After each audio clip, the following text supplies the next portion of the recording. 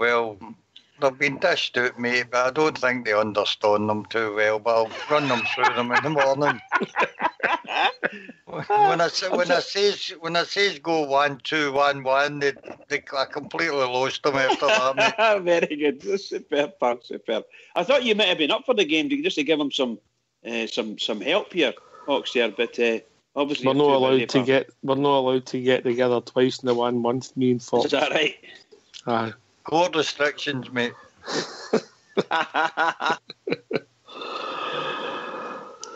Well, I hope they do better than last year because I heard the rumour had it they were colourblind to our team because they couldn't get close to the white ball. I'm sure. Are you going out early in the morning then, Fox? Oh, I'll be over there for about 9ish, I would think. About 9ish, will you? And what time does the game actually start? I think it's 5 past 9. No, I think it's 10, mate. I think the first game starts at 10. Well, that's a wee hour to get. I don't know if the bar will be open specially for you, but it's a wee chance to get in there and give them a good team talk. You tried that last year, didn't you, Fox? It didn't work. Brilliant. Just superb. Just superb. My God. Anyway, how are you, Fox, apart from that? The nerves have been in charge tomorrow. Are you all right? Aye, mate. I'm on strict training myself. I'm hoping to do in at least a bottle and a half between 9 in the morning and 9 at night. Very good. I'm taking it easy, as you know. Yes.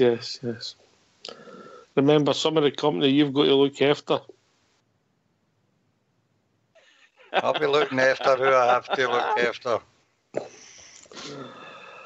Anyway, we move on. Obviously, international break. But what we're going to do, Bridgeman, is we're going to have a wee look back at the season and a wee bit of depth. We'll not look at the friendlies. We'll look at all the competitive games, get your views. And we'll look how the teams develop, Fox.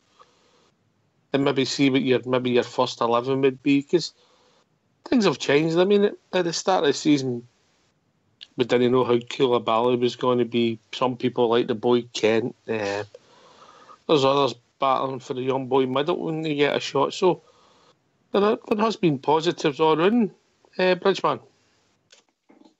Yeah, I'm absolutely delighted with our team, and I thought it's a very, very strong start. Excluding the worst parts of last weekend, but I'm still not that perturbed about last weekend. But I think we've got some really nice players in our team. And you mentioned Koulibaly there, and it's a pity he's missed the last few games there, because he is one that could, in fact, come on to an absolutely star performance for the season. And let's hope he does, because I think he's a great wee player. I really do. I think he's smashing. What was it he said about him? Is it a destroyer, the Dark Destroyer or something like that? He's absolutely marvellous. He's one of those sort of box-to-box type players, just tremendous. And a long way to go, of course, but marvellous. I quite like the boy Kent as well. Sorry. Who's your favourite, Brad, due to all the signings that's come in so far? Who's really caught your eye? I have to say, I take my hat off to him. I have to say Alan McGregor. And I have to say the two centre-backs and the new left-back. The new left-back's class. He is going to be an absolutely marvellous player for Rangers, that boy. What a left peg he's got on him. Something I've been screaming out for a while. Somebody have you lost your leg, like? Aye. I know what it's like. I found myself a couple of times playing out wide in the left when you're down to 10 men or something like that. You have to do a bit of covering. I know what it's like to try and defend strongly when you're playing, shall we say, trying to hit the ball with your weaker leg or foot. I know what it's like at a decent level of football. It's very difficult. And you get taken on so easily and turned around so easily. So I think Rangers were very lucky to go this far. I thought young boy Flanagan's been a good signing for us. He's got us through to this far. He's taken us all the way to the group stages of the Europa League, and it's just fabulous. What a feeling. What a feeling all the Rangers fans have got to now. Happy as Larry at the moment. If only there was other things we can get sorted out. But that's my... I think... if I'm allowed 4, that's the 4 I'm saying I like. And the young lads that have come in insofar as loan players and all that. Well, Koulibaly is the prize up to now. Anyway, he's doing really well. What about you, Fox? I would agree, Alan McGregor. I forgot how good a goalkeeper he actually was. He's really impressed me, but I think my favourite's Goldson. I don't know, I just think the man's a good leader on the park and a really good defender. I think he's impressed me most. I didn't know what to expect out of him, but there was a lot of hype and he's lived up to that hype for me. I would struggle to argue that, but Coulson, Katic and McGregor, that triangle, they've been impressive. All right, they didn't have the greatest game at Murrable, but God, you've got to look at the whole picture. Wee trivia question for you, Bridgeman. Oh, go on. Right, and if you don't get it right away, I'll give you a clue, all right? Oh, thank you. Right, okay. Remember, we'll get 2 hours to kill. Right, okay, well, I'll take my time then. Right, what date did our season start competitively? What date? Yes. Oh, my God. Why did you ask me that? You want a clue? Let me think.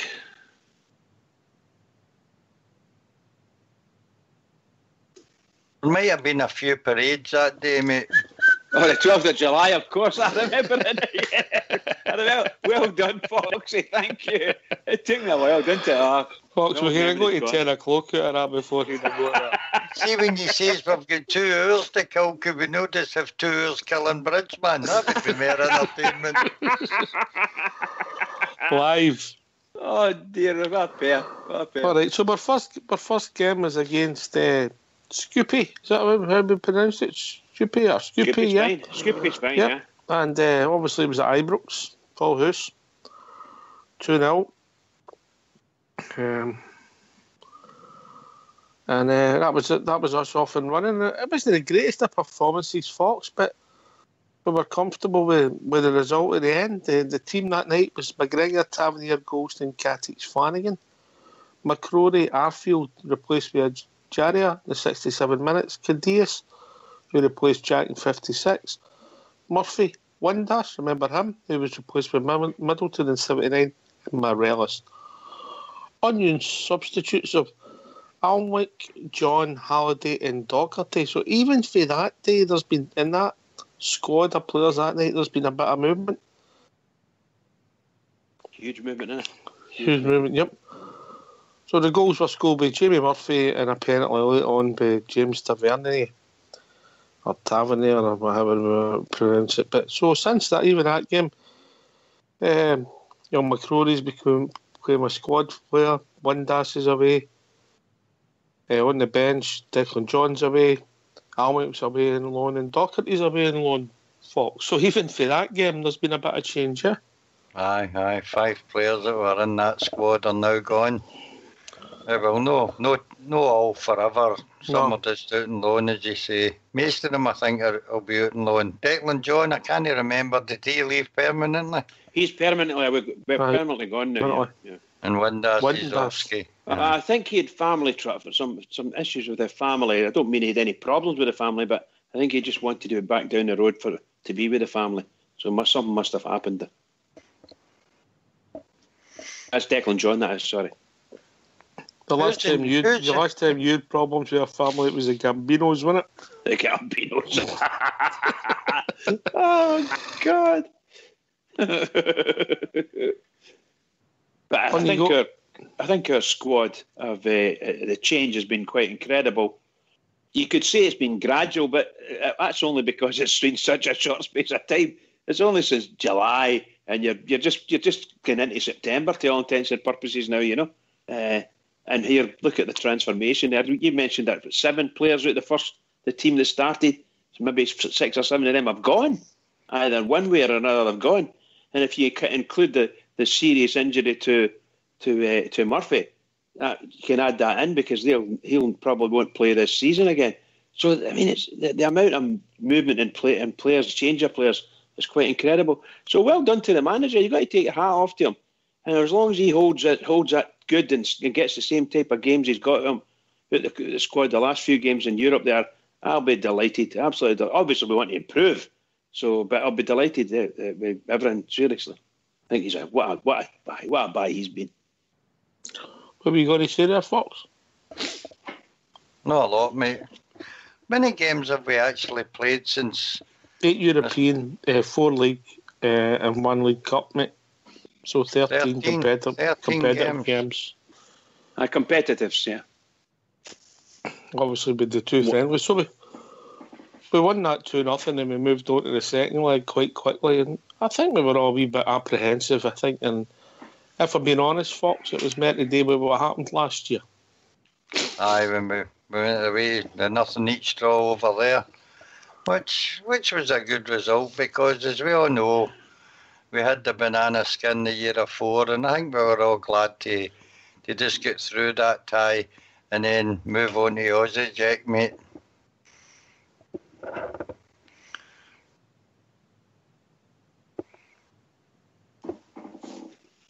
I think I agree with you there, Fox. I agree with you. We were desperately keen to get some sort of result abroad to come back. You know, it was 0-0, wasn't it? Against aye. And I thought a very competent performance by Rangers. And I really believe that, and I'm not being funny when I say this, I think our manager in the back of his mind was thinking that we will do the same playing against Celtic. We'll be quite competent at the back and allow them to get possession and lots of it. It didn't quite work out for him as you saw. But the truth of the matter is, if that is given as a foul on Jack, which I think a lot of folk think it is, or it was a foul, it was a great goal. They ran away from us and scored a great goal. But the truth is, if that was given, that foul was given, they hadn't scored. They would have struggled to finish the game in the lead against us. So we could have stole a point there. So we moved on to the second game, and really it was pretty much the same back four. McCrory, who was looking as if he was going to be in the squad. Jack Candias, Murphy, Windass and Morelos. So a sort of 4-3-3, 4-5-1 we didn't have the ball. Saw the game out pretty comfortably, really, in hindsight. But the team was starting to come together. Ajaria got on for Candias, 72 minutes, and Middleton came on for Windass after 61. Alwick, Halliday, Docherty and Rudden and Bradley were the substitutes that night. So obviously Zach Rudden's about out on loan, and the boy Bradley had a game against Wigan. I've no seen him much, but obviously young and time to grow. But so the back four was starting to take slowly starting to take shape there, Fox, in my second game. Aye, the two, McGregor and goal, and the Goldson and Goldson and Katic was starting to look good then for us. If I remember that game, did they not get about 4 or 5 booked in the away leg, mate? Were they not quite over the top, that shoot or whatever you want to call them? I think they were quite tough on that game, mate. But we get through it anyway. And as you say, the emergence of McGregor, the triangle of McGregor, Goldson and Katic was then starting to look good, mate. We were quite comfortable with the three, I think. Yep, but if anybody wants to join us and give us their thoughts, what's the number, Bridge? The number's 0141 356 9072. Or join us at Skype at rangersradio.online when we brought in to the show with Fox. And what can you talk about, Fox? Anything to do with the bowling. Oh, sorry, Rangers. Phone in with the tips for Foxy. Very good. So with Maribor, we played in the second leg of the European things, yeah? Maribor. No. No, it was the third. Oh, for God's sake, of course. Sorry. Lost I know. But just like school, you've not done your homework. Shocker. So we went through 2-0. Everybody was happy, and then we moved on to Jack. Jack, that was him. We played them away from home first. And it was a close tie. A good goal we got, a good finish by Alfredo, mate. The wee header, wasn't it? It was a header. So, good result. Away from home, Croatian football. At times they looked no a bad side. So, pretty pleased with that, Bridge, going away from home and getting a result in Croatia. Oh, fabulous. Just fabulous. I mean, and you know that we saw them at Ibrox, not a bad side at all, and we've stolen their captain. And in fact, they're outside right, allegedly, who hasn't played for them, or against us anyway. So it looks as if we've done very well. And he scored against us at Ibrox, remember? Borna. It was a deflection, but it still went in, mate. That was the main thing. Anyway, we've been joined by Jimmy Ops. I don't know if you noticed him sneaking in there. Stickman! How you doing, guys? Okay. What a night it's been. I've had a great night, guys. Oh, what a night. I've just been watching watched the telly for the last 50 minutes there. I was doing my ironing and that, you know, and Jim McDonald come back. Whoa. Rewind that. I was doing my ironing my clothes, and watching Corey. Jim McDonald's come back tonight. You know that? Thank you for the call. Hey, that is better than watching that. You know who, Ox. That makes me having a laugh there. I listened to you while I was tooting about the house here, guys. I don't know what the score is with the other mob now, but who really cares? I listened to you there. Let's just say Belgium have got 4 and Scotland have got none. Well, that's good. I'm not going to cheer about that. You're kidding. 4-0. That's the latest score, yes. Walloons 4, balloons 0. Love it. Good evening, guys, everybody, all the GS fans out there. I was listening to you say there, guys, while I was tooting about. I would agree 100% a lot of you have said that. For me, the defence this last season was atrocious, and I think that triangle of Katic, Goldson and Big Griggs is... we've got the fruits of labour there, and I think they're showing good, you know. Up front, for me, I'm pleased to see Big Lafferty back, you know. I'm hoping he does something for us this season. Midfield, I think midfield were all right. I'm quite happy with the way things are going. But the best 3 signings for me have been the 3 guys, especially McGregor. McGregor's not going to get the credit that he's due. I don't even know, guys, is he playing tonight?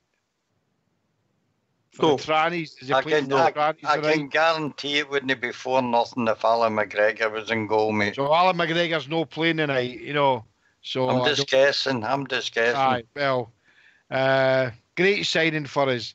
I know a lot of Gers fans out there with him and Laugh are talking about the things that happened when we started to go downhill for the reasons that we're all we as a Gers fans are regretting, but others are regretting. But no, we need to get over that. Alan McGregor's back at Rangers, playing fantastic. There are some of the results I couldn't believe when these guys were saying we've played 13 competitive games so far. Alan McGregor's got a lot to do with still being in the position we're in, and we've got to be thankful for that. Goldson's a giant in defence, and I would say Goldson and McGregor for me is my 2 top picks for the season so far, guys. Fair comment. I mean, I think anybody would. They might disagree, but slightly, mate, if that makes any sense, you know, because everybody just sees it slightly different, you know. But he's come in. Steven Gerrard, and we said for defence league goals, and we have made it tighter there. And what we didn't have a problem with last year was scoring goals, and we're no maybe scoring as many as we'd have liked, but 4 league games we've scored 6 goals, but we've also conceded 5, so it's no ideal, but obviously the Murrow game was a bit of a fluke, but we'll come to that. We moved on to the tie. Aussie Jack away from home, and your wee mate Fred got the goal, lovely wee header, and we won 1-0 away from home. And one of the best results a Scottish team's got in the qualifying of this competition for a long, long time, because they've been getting put out early doors constantly. Definitely. It's fantastic what we've achieved. We've been saying this for the last few weeks, Ox. What we've achieved so far, let's not kid ourselves on. Everybody sitting here and listening, wherever you are around the world, is that we never expected to be in the position we're in. So let's be happy where we are.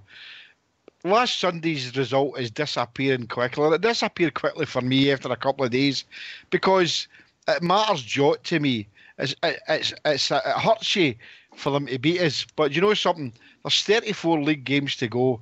And they'll see a different Rangers come the 30th of December when they plays at our park. And we'll soon see what happens. A lot of good games to play and a lot of good results to come up for us in the coming 7, 8, 9 weeks, guys.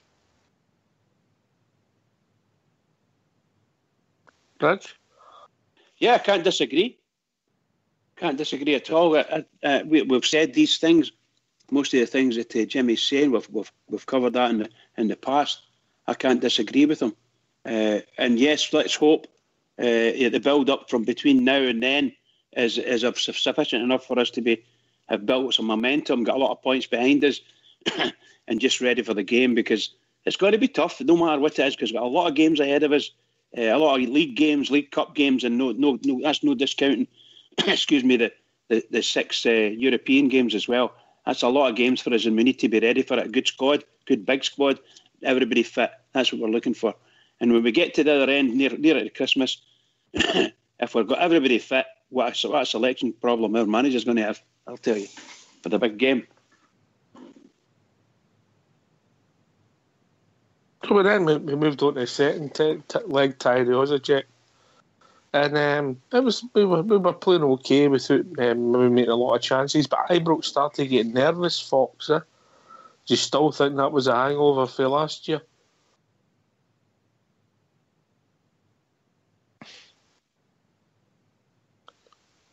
Nope. Jimmy? I'm here. I'll come in there. I think it was, Ox. I think that we were kind of sitting where I'm sitting, listening to people around about me and that fellow Gers fans.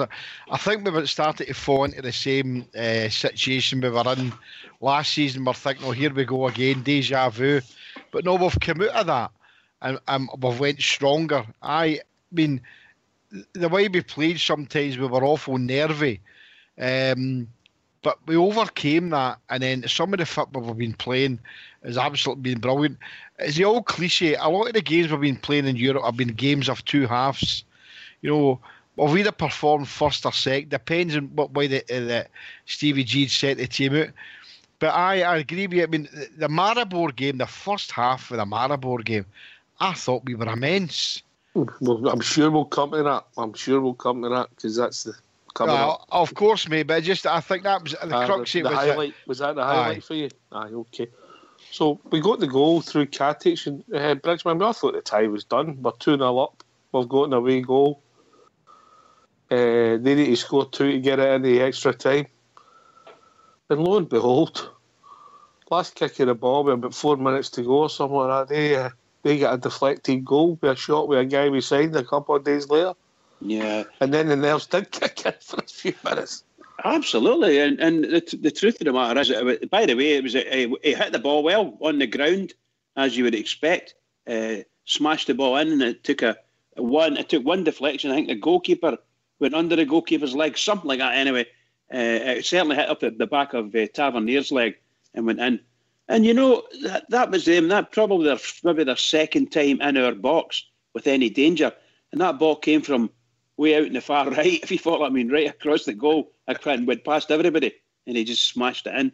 So very unlucky. I think, I don't want to say too much right now, but I think you could apportion some blame on Tavernier, because at the end of the day, it was his man. He was coming in for his left back position, or left wing position at that stage. And that was a very diplomatic answer, Bridge. If you had to sign for a jersey, you might have signed something else. I agreed, but I think that... No, kid aside, I totally agree 100% what you're saying. I was just having a wee laugh here, but it was a deflected goal, but there was a bit of things with the defence, that. But I was just having a wee laugh there, mate. No, Sorry but about he smashed it in, Jimmy. I mean, didn't he miskick it? He smashed it in on the ground low, as a lot of guys used to get taught when I was training. If you're running onto the ball, smash it low. If there's a big crowd of people, because you can never know where it's going to go. It can bounce around there, you know. And sure as fate it did. However, Ox is going to go on and tell us at the end of the game. The Thomas and T-boys were hard to chip, Bridge. It's particularly when they get wet. Oh my God! But I was really happy that night. I walked out of there so happy because you're right. The sort of the bottle started to go a wee bit, you know. Oh, definitely. Another one, we're out. Aye. And they were the team that was in the ascendancy for the last 6 or 7 minutes, Bridge. You know, we seem to be under pressure there, you know. Yeah. And that was scary at times, you know. And that's what we're saying, oh, here we go again. What's happening? But we overcame that. And it was then I wouldn't say, I say it was elation, but I would think probably at the end of it when the referee blew the whistle, it was merry relief, because I would have thought that, see, would have been another 10 minutes, there's a chance we might have lost it, Bridge. But you know, Jimmy, I have to say, since that night there, we gave up in the last 20 minutes of the game. We gave our midfield up. We actually gave our midfield up. We'd done so well and played very well. It might have been the last 15 minutes, but certainly we gave our midfield up. And we haven't stopped doing it, because there's times in each game that we've played since then where we've allowed them to get the ball and all the space they want to come on top of us. Fortunately, we've got a really good, strong defensive triangle there. Is that the inexperience, Bridge? Is that because of a new team put together? The managers and the coaching staff's ideas are fresh, Jimmy, and the players just are really just getting to know each other now. So you're going to have dips as you go on the roller coaster, you know. My honest opinion is that we need one really, really good midfield anchor, right? You know, that really strong defensive midfielder. I'm a complete break the ball up. Bridge. I think you're looking for it. I think we need some. It's guile we need in midfield. We need somebody that's going to make things happen. I was going to say we need some experience. I think that's the word I'm looking for. We need been over the coals. We need a Barry Ferguson type player in there, or a Stuart McCall, or, you know, somebody who can play the ball in midfield. You know, we're needing that bit of guile in there that we haven't got. I totally agree with you, Ox. You know, it's a new team. I've been saying this for weeks now, but we're gelling, and we probably will be gelling for another maybe 2 or 3 weeks, depending how Stevie G mixes and matches the teams for cup games and league and the Europe games and that. But I'd like to see us get another midfielder come the January window, and see where that takes us, because I'm quite confident that we'll still be in Europe for Christmas. You know, I think the Europa League section we're in, or the group we're in, is a definite doable thing for us. Oh, brilliant, mate. I hope you prove to be right. Anyway, if people want to join us, what's the number? Bridgeman. The number's 0141 356 1972. Now you know you've made the big time. Where else can they join us, Jimmy? They can join us on Skype and come and talk all about the Rangers. Oh, you'll be looking for a rise, Fox. No such thing in this station. Just to let you know, Jimmy, he does all his rises in percentages. You know your basic, he puts it up by percentages. All right. But remember, it's Rangers Online on Skype. Here, mate. Please go there and you'll get through.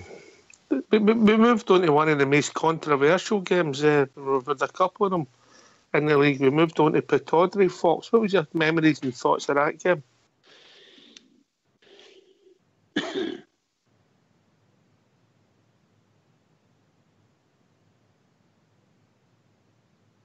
What was your memories and thoughts of the game at Pittodrie, Fox? Oh, we lost Fox. Must have his mute on. On you go, Jimmy. You come in that game at Pittodrie.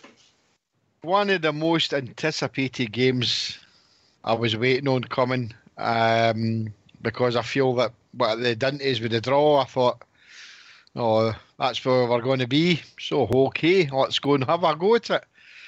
And we performed brilliantly to be made a right pig's ear at. I don't know what we were trying to do at times in the last 10 minutes. We just seemed to be, we lost the place with the game. We weren't controlling it the way they would control it before, and we let them in. You know, team-wise, I thought that he could have defensively, he could have tightened it up better than he did. I just felt he let it run too free for us down either side in the last 15, 20 minutes. And I just thought that he could have tightened that up and were we going for 1-0, 2-0? What were we doing? We were winning the game and then made up with a blooming one each draw. I think there was a mistake for me in the substitution in hindsight. I'll give you the team that day and we'll talk about the events, Bridge. So the team that day was McGregor, Tavernier, Goldson, Catix, Flanagan. That's it was quite consistent. Jack, who had an excellent game, but was replaced with Ajira in 83 minutes. Did Jack get an injury? I think he did. Aye. He got injured in the game. He got injured in the game and had to go off. That's right. Oh, the boy, May for the back, wasn't it? From the back. Did a wrestling move on him, aye. Arfield, Koulibaly, Murphy and Kent, Morales and Windass. And the Kent situation, because we weren't looking more likely to get the second goal. Personally, in hindsight, maybe McCrory.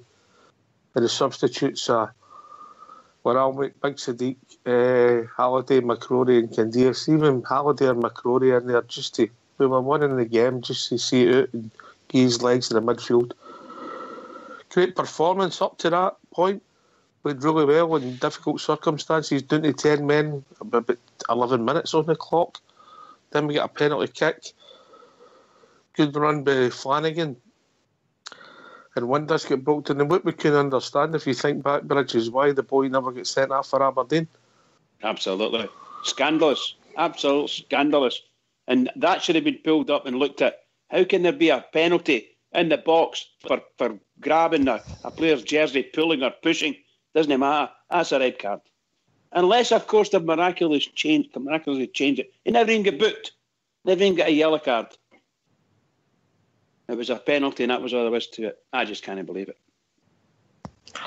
So after the sending off, we still played well, got the penalty, 1-0 up, and Jimmy, we were totally controlling the game. We weren't controlling the game. I thought there was a bit of naivety the way we tried to. No, at 1-0 we should have just been steady about what we were doing instead of trying to be a bit of gung ho, which I thought we did at times. I mean, we were in total control of the game, and then the referee. We can't keep going on about the referees and that, because if we do that, we'll end up like them or there talking about the referees. And I know there's a lot of things been happening with the referees, with the sending offs and that. But we were in total control of the game, and the lapse of concentration cost us what would have been a fantastic result, because everybody was expecting us to get beat that day. And, it happened, and we all walked away. Well, I was watching the telly like most guys and that there. But it was a disappointing result. For me, it was another one of the ones that we should have won it. And I was disappointed to get the draw. It was 2 points dropped again. Was that Stevie Gerrard's fault? No saying fault. I would have thought it a wee bit naivety that he should have maybe tried to tighten it up a wee bit better than he did. But we didn't. So we can't blame him for that. He's a new manager with us, and we've got to go with that, with the flow with that. But again, as I said, it was 2 points dropped. And we'll learn for that. And he'll learn for that as well. Are you with us, Fox? Mum. Great performance, crap result. Oh, well, the whole thing revolved around Morelos' sending off, did it no? Aye, fair enough, mate. Changed the game. I thought we played absolutely terrific with 10 men for that length of time. They just faltered near the end, and I think it was a substitute that scored, wasn't it? Somebody, Anderson or something, popped up and, well, the ball, Tav never went for it, according to everybody. The boy popped in and stuck it in the net, mate. But we done well for the best part of 78 minutes, mate, to get there with 10 men. So when you look back now, it was a really good result with 10 men up at Pittodrie. And we should have held on to win 1-0, but unfortunately, the gods were against us and we lost a goal in injury time, mate. Gods and the referee. When Morelos got sent off, Bridgie, they took a draw there and then, but the way it panned out, we were disappointed. Well, yeah, you're right. At the end of the day, we're quite disappointed. Can I just say, there was 3 absolutely shocking refereeing decisions, and I'm not kidding. Absolutely shocking. The Morelos sending off was nothing like a sending off. That was 2 players kicking or lumping at each other, either through be shoulder charge or barging, call it what you like, and Morelos kicking out at him. Hardly any contact at all. Never stopped anybody playing football, and away it went. And in my opinion, the penalty for Rangers should have been a red card, 100%. I don't know anybody that said it wasn't a red card, and I'm talking even our detractors, even our biggest haters, if they asked the opinion, they would have said, no, it was a definite red card. He's got to be red carded. If anything, it's in the box, a penalty, red card. And then that tackle or the supposed tackle by Mr. May on Ryan Jack, just shocking. Really and truly, I just can't believe it. However, you're right. We made a few decisions on substitutions, and I think the manager made one or two, or certainly one. I thought it was he should have went the opposite. We should have put someone in defence to bolster everything up there, you know. But no, he changed it the way he wanted to change it. Good luck to him. Within another couple of minutes, and we'd have been there, you know. But then we've said that before, haven't we? Well, aye, but new team. Was that Windas's last game, mate? I can't remember. Was him get brought down for the penalty kick? That's right. Yep. But was that his last game? I think it was. So well, he's going through them anyway, aren't you? You're going to go through them shortly. Aye. Teams-wise. We moved on to there. The first round, we knew we had a tricky tie coming our way. As Jimmy rightly said, we had a game coming up against Maribor at Ibrox. And can you remember the result, Bridge? 3-1. Aye. 3-1. Arguably our best performance of the season for yourself. Sorry. Jimmy, on you come, mate? Without a doubt, I said that earlier on, Ox, you know. I thought the first half were absolutely fantastic. Some of the football we played was out of this world, and it was a joy to sit there and watch it. I had no complaints for the second 45 for me. We fell out at our fits and starts and that. And you know, coming away for the game, winning 3-1, I was happy. But I had that niggling feeling, that one goal that they scored. But see, at the same time, it was a fantastic result. And I thought, well, we've done what a lot of people tonight thought we couldn't do. Let's go with the flow. First half, we were magnificent. There's no other word for it. There wasn't a bad player in the part for us. Played really well, Fox. Got the goal, and if you remember back, we missed an absolute sitter of a situation. Do you remember that? I think Morelos goes off to a flyer, didn't he, in about 5 minutes. And then we had a chance before they scored, just before half time. Am I on the right track here? When we should have scored, when we attacked and they broke up the park and they put the ball in the net. And I thought that would be the goal that would eventually see us off, mate, the away goal. But you'll go into the second leg in a minute, I take it. But we done well. I think Koulibaly scored late on, didn't he? And there was also a penalty again in that game with Tav, wasn't there? I mean, but it takes a lot of skill to do what Koulibaly done, Jimmy. I know you played in the wing, but to me, you come for a header and you put it in with your shoulder. It's not easily done, mate. Well, these are the ones that you've got. These are the ones that you've got to go with. No, we don't usually get them, do we? You know, the free kick incident for me when it was a Stonewall penalty. You know where I'm sitting. I mean, I'm sitting not that far away, and I'm wondering why he's gave a free kick to them. There seemed to be a confab with whatever was happening, and the next thing he's gave a free kick to Maribor, when really it should have been a penalty to the Gers. But look, hits off any part of the body and goes in. Who cares? The boy's in the net. I mean, the second half was a bit scary at times. That we did kind of. It was a backs to the wall, and that was quite. You're thinking we're a home team here, and we're playing really well. But second half we fell out at 3-1. I thought there's still a chance of getting out here and maybe losing it, but fortunately we walked away there 3-1 up, and it was brilliant feeling.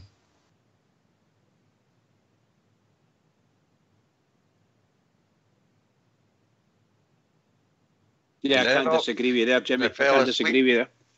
It might be a bit lagging there, so. Let Goldie, Koulibaly put us in the driving seat, but we knew that if they scored, mate, it was going to be a real nervous tie, and they were just that wee bit of step up in class for us, Fox.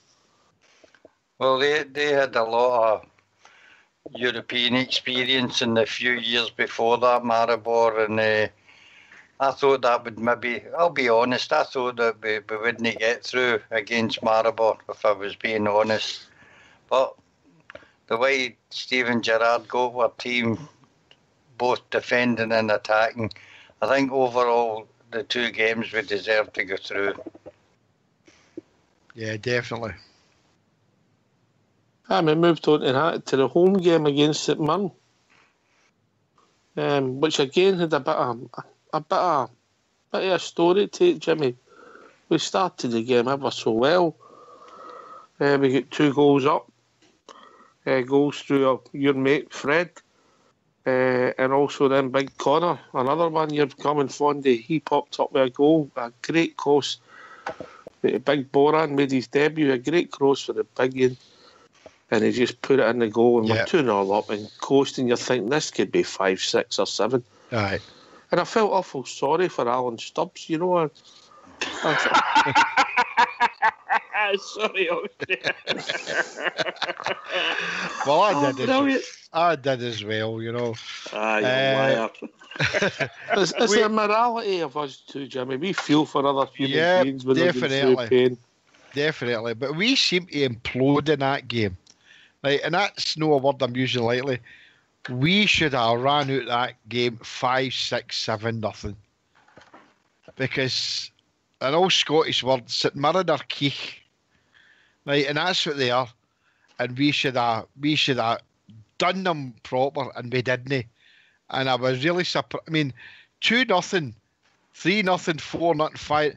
We should have beat them 6 or 7 nothing, easy peasy, and we didn't do it. And I walked away there, and I was really annoyed that we didn't come away with that type of result, because St Mirren are what they are. They're a rubbish team, and we should have taken care of them. These are the teams that we were losing games against last season. The Hamiltons, the Kilmarnocks, the Hibs, St Johnsons. We should be roasting them at Ibrox, and that's what we need to learn. Don't take your foot off the gas. Beat them by as many as you can, and that's what we should have done that day. We didn't do it. If you think back, the wheels came off that day, Bridgeman, when young McCrory got sent off. Yeah, I think, by the way, St Mirren weren't the worst team I've ever seen in my whole life. But they've got the most terrible and ugly-looking manager I've ever seen, for sure. And I absolutely hate the guy. I detest him. Ex-manager? Ex-manager. Can I just ask you then, who is the worst team you've ever seen your whole life?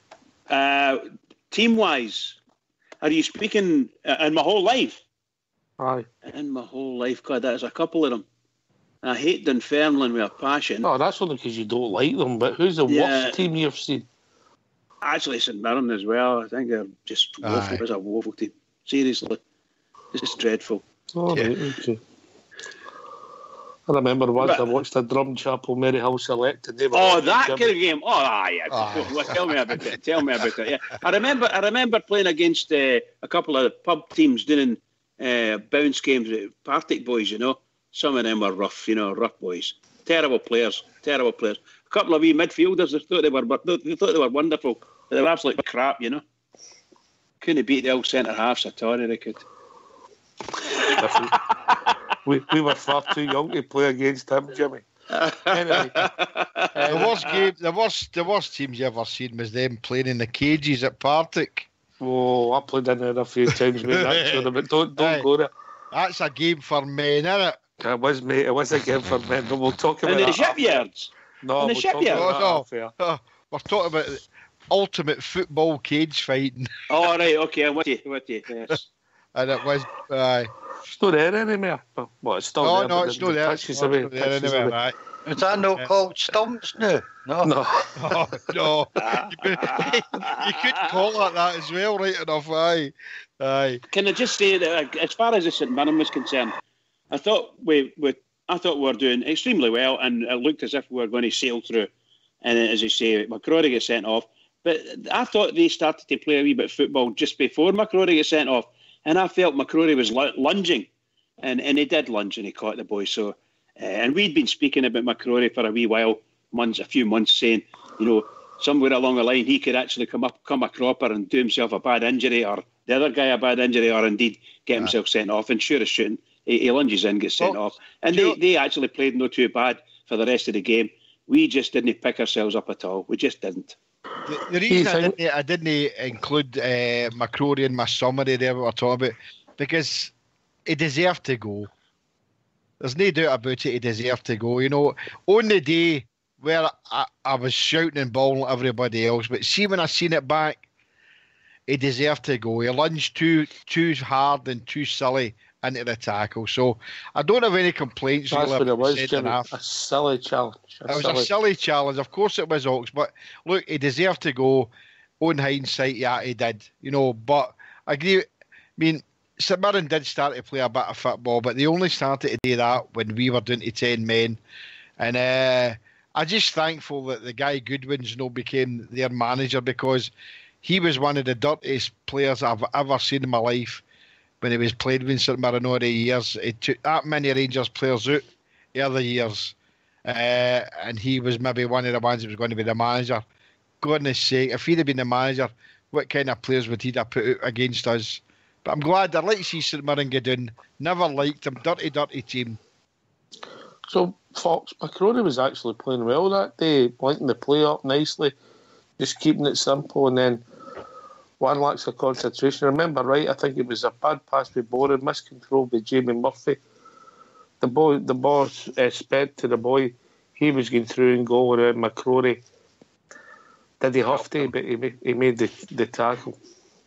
Well, the thing that stuck out in my mind was that this would be the second time before we went into Europe we would have to go a large part of the game with 10 men. Happened against Aberdeen before we beat Maribor, and then we go against St Mirren and we're down to 10 men for nearly an hour of that game, and they boys had to run their heart out, and then we're away to Maribor again. And I'll no comment on the Maribor game because we don't want to say too much about sending offs just now. All right, so then we're the second half we sort of played and stayed the game out, Jimmy. It became a non-event. The crowd were really up for it. First home match of the season, 2-0 up. The place was rocking. The feel-good factor would arrive. I think at one time you offered to buy your boy a pie. That's how good everybody was feeling. and a Mars bar. It was an anticlimax. The second half was... sitting watching it was really, really dreich at times, and again, I'm thinking, although we're getting decent results in Europe, Aberdeen had done us. We've got St Mirren here, our first game of the season, first home game of the season.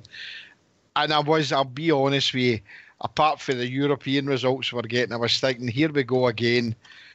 The rubbish at Ibrox are coming here, the rubbish that's coming to Ibrox and they're going to get a result. And thankfully they didn't, but it was dire to watch. You know, most of the second half against St Mirren was dire to watch. But again, we come through it, and then we went on to the next game. And not again, as I was said there, but a man doing again, tired legs, getting into the next European game. And obviously we'll talk about it soon, but we still done it, and we done it well. To the fact is that we come away with the win, and that's what really mattered on that day. It was one of the games that was a win, and that was it. I thought our defence played very well against St Mirren for the whole 90 minutes. I think our midfield, excluding McCrory getting sent off, I thought our midfield was the weaker area of our team. If we could get the ball up to the front forwards faster, we had better chances to score, because we just didn't penetrate too well against St Mirren at all in the second half. We just didn't do it. So I'm delighted we walked away from there, not losing any goals, yeah. And we won 2-0. So that was to me, it was a good result considering we're down to 10 men. Yep. Aye, well, we move on the circumstances, but I agree with Jimmy there, Fox, that after the initial start, getting the 2 goals, it was an anticlimax. But I think when the game had finished, we accepted the 2-0 because of the circumstances, but we were playing well up to then. We were playing very well up till then, mate. And I think, as you rightly said, I think a lot of Rangers supporters' eyes were on the return game with Maribor, wasn't it? No, that's we went there, and I'm getting all mixed up here, mate. My memory's not like it used to be. Well, after that, we played away at Maribor. Nothing each draw. Decent side. The hero of the night was Alan McGregor, Jimmy. What a result! As we were all talking there before about what's the guys that you would say that would be your best signings, and undoubtedly Alan McGregor is it for me, along with obviously Big Connor. But it was a world-class display. And when I say world-class, I don't say that lightly, you know, because it's easy to throw legend about in world-class. But no, it was what a night you had that night, and the whole team performed well that night.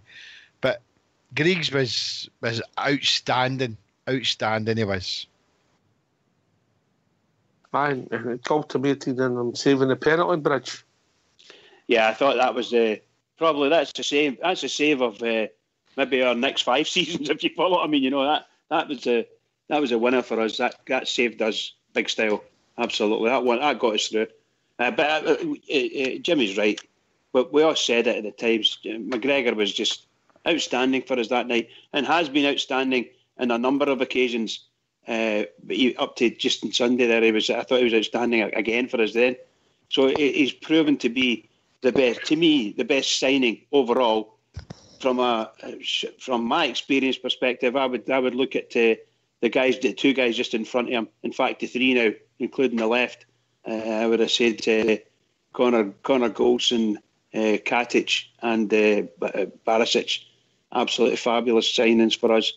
All we're looking for now is a really good quality, in my opinion, a really good quality central midfielder to control the games for us, and we should do quite well, in my opinion. But yeah, that was a great result, great night. I was so proud of the team coming away from there with 0-0. That was fantastic. One of the best Scottish results for a long time in Europe, Fox. Well, it was great for us, mate, because it was the 3rd game that we'd kept a clean sheet away from home in Europe. Yes. Which I think was a bit of a record for us. I'm not 100% sure, but I'm sure I read that somewhere. And to get by them, mate, I thought it's onwards towards the group stages, because the next team we were to face will come on to was Ufa, who I didn't think were anywhere near the class of Maribor. So a really good result away from home. And as you say, McGregor had another outstanding game that game. We played okay, I mean, but they had some decent players and they put us under a bit of pressure maybe the last 20 minutes or so, but they got the penalty just as injury time started. I think it was still about 5 minutes to go, Jimmy. You're saying, oh, here, if they get this could be a long 4 minutes. I was looking through the fingers behind the couch time. I mean, you're watching that and you're thinking, no, is this your time now? Is this what they're all been saying, that this is a bridge too far for us, that we're going to be knocked out of Europe? Maribor have got that European experience and we haven't got that. We've got a new team, a new manager. I mean, me and my boys and a couple of friends, we were sitting watching it and you're thinking, oh, this is nerve jangling, you know, and it was. But as we've said before here many times tonight, you know, sitting watching it was nerve jangling, but the result at the end was a relief. But you know something? Mere pride. I felt proud of what my team had performed that night, and I felt vindicated by saying, well, no, you're too nervous here. And I'm like that every game, whether I'm watching the telly or at Ibrox, I'm just a bag of nerves, and just the way I've always been. But I felt, what a proud man I'm a blue nose, and my team performed brilliantly the night. And onwards and upwards, let's see what happens next game. Fantastic result, fantastic team performance, and big Griggs for me, man of the match, man of the team so far this season, without a doubt. If there was a player of the year getting good to know, it would be McGregor. All right. Anyway, lads, we've reached that time of the evening. If you get yourself on mute, we'll have a tune for your folks.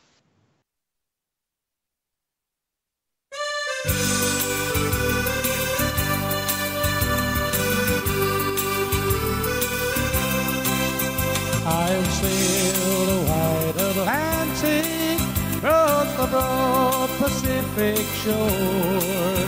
I have sailed around the stormy capes, I've heard the parties roar. I fly the Indian Ocean, I've sailed the China Sea. Oh, there's a sea back home in Scotland, means more than all the rest to me.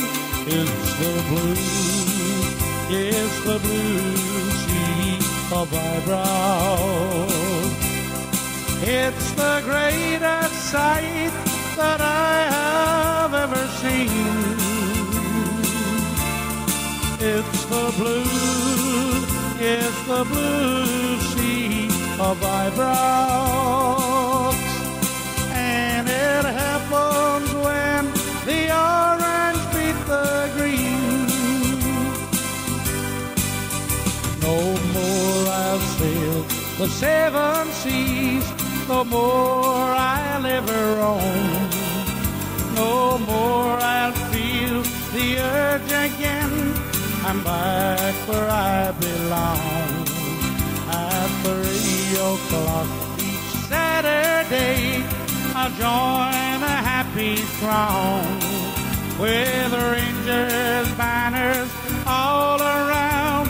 We'll proudly sing this song. It's the blue, yes, the blue sea of Ibrox. It's the greatest sight that I have ever seen. It's the blue, yes, the blue sea of Ibrox. And it happens when the orange beat the green.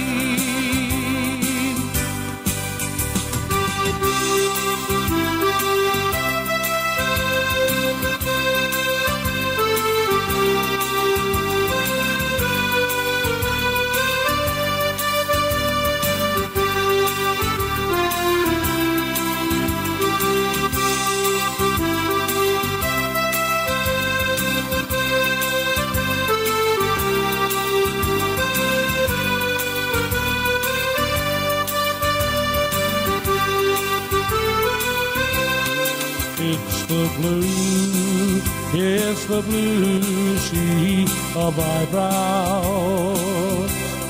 It's the greatest sight that I have ever seen. It's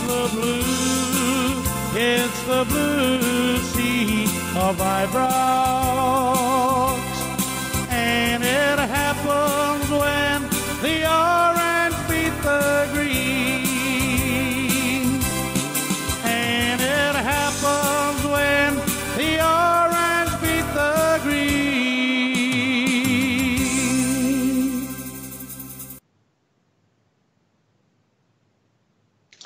What a brilliant version. What about that? Absolutely brilliant version. Did you enjoy it? Fox, where's that came from, that version of that song? It came from a CD that was made last year, mate. And we will be giving some copies of it away on the show in the coming weeks. So yep. It's an absolutely brilliant, but one of the best, for me anyway, the Blue Note singer is one of the best vocalists that we've got at the Rangers songs, mate. Absolutely tremendous. Here's another offer. We have a spare club deck ticket for the Dundee game. Yeah, which you can't get for love nor money, Jimmy. Tickets. Aye, there's rare as hen's teeth, mate. And the guy that's putting it up, it's a couple of young chaps in the lobby, a CB and a skipper. And if a first-time caller phones in and they're looking for a ticket for the game, if there's more than one in the next few days or the next few shows, we'll put the names in a hat and they'll collect the ticket at the bistro on the night of the game. Yeah? Great offer there, Fox. Magic stuff. Very kind of the lads. Very kind indeed. I think they're kind boys, actually, the two of them. Very kind boys. They sent me a message at 9 o'clock, but it's just come through. no their fault. Just come through. Pony Express delivery. Modern technology. Anyway, if people want to join us, particularly first-time callers, get their name in a hat. What's the number, Fox? So 141 356 1972. And you can join us at Skype at rangersradio.online, where you were brought in a call to talk about all things Rangers. And what's your favourite subject on here, Jimmy? Everything about the Jers. Here. And bowls tonight. We want that trophy, Fox. You better not let us down. Is this? Oh, okay. On you go, Jimmy. I might resign. I might be resigning for that post before 11, mate. Oh, dearie me. Oh. Pressure's enormous, Fox. Oh, and by the way, Skippers, the ticket's free for a first-time caller. Excellent. Yeah. That's good. What an offer, eh? Yep. But no, we'll do Bridge will sell his in 4 in. That's not a bad way to make some money for the... No, I'm basically nothing personal now. Anyway, so we moved on then.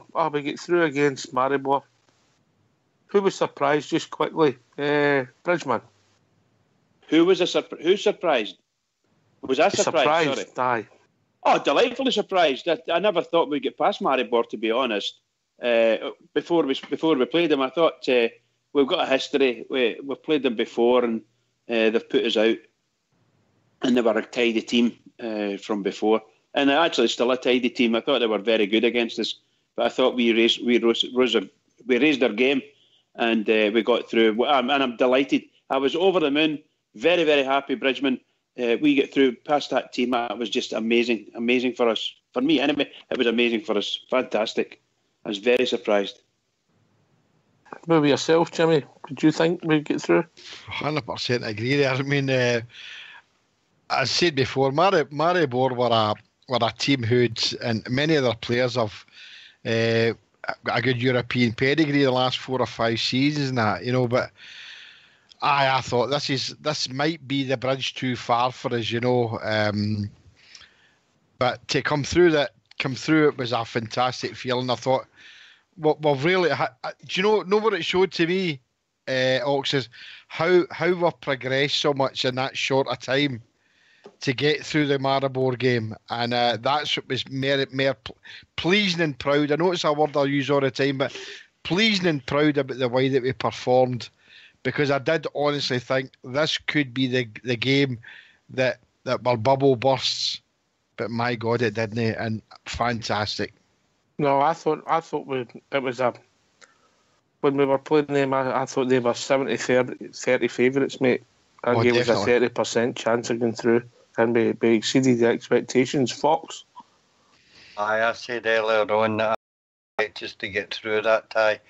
I think that's when the support really got a real sense of belief about Steven Gerrard, his signings, and the gamble that the board had taken by allowing them the cash to sign all these players would be rewarded once we get by Maribor, because as I said earlier, we were either meeting Progress or UFA, who, if you asked MD and the Rangers support, I think we were more confident of winning that tie than some of the two previous ties against Aussie Jack and Maribor.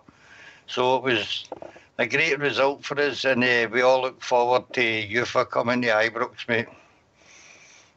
We were away home first, weren't we? Aye. Oh, we still had to play. Listen, we've been joined by a caller. Good evening, Mrs. Bridge.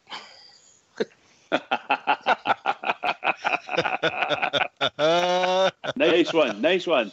Sorry about that, mate. Ah, dear. The skipper put that in the lobby, mate. It wasn't mine. I stole laugh at him. Don't get away with nothing on here, Bridge, do you? No. So we came back from Maribor, and then we went to play on the plastic pitch down at Kilmarnock. And it was an eventful game to see the least, Bridgeman, eh? Well, what can I say? It was just...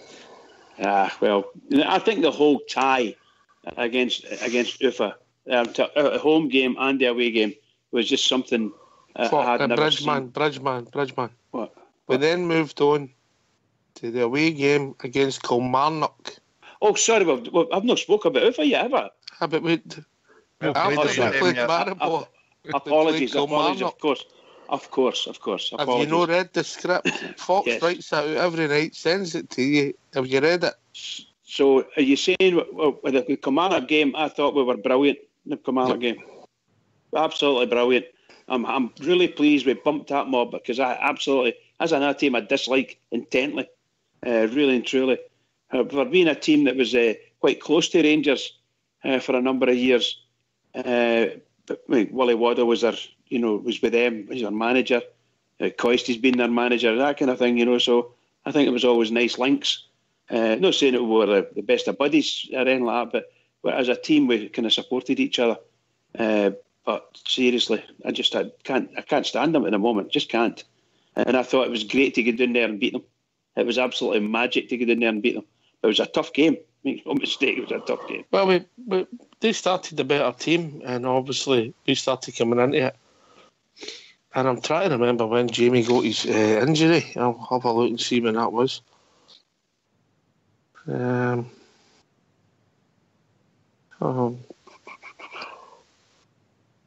was quite early in the game. It was before the half-hour mark anyway, when Jamie Murphy got injured, mate. 17 minutes he was stretchered off in. Nothing each at a time. So he went off, and obviously Candias came on, who actually played well and was involved in the first two goals before half-time for your mate Fred. Jimmy. Alfredo. What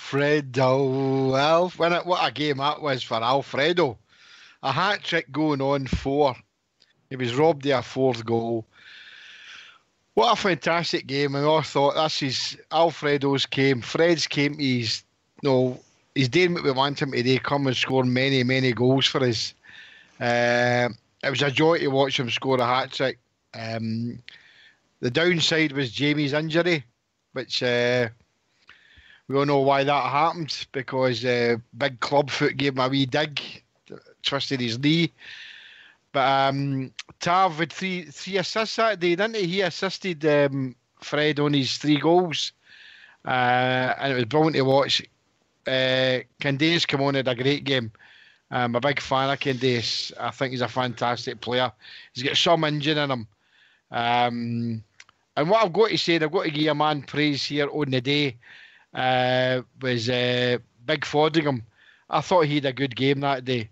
And it proved Great that. shout, mate. Great shout. I thought he had a great game. A lot of doubters in the last couple of seasons when he's played for us. But I thought he's come in there for Griggs, and he came out of there 10 out of 10 for me. I thought he had a fantastic game.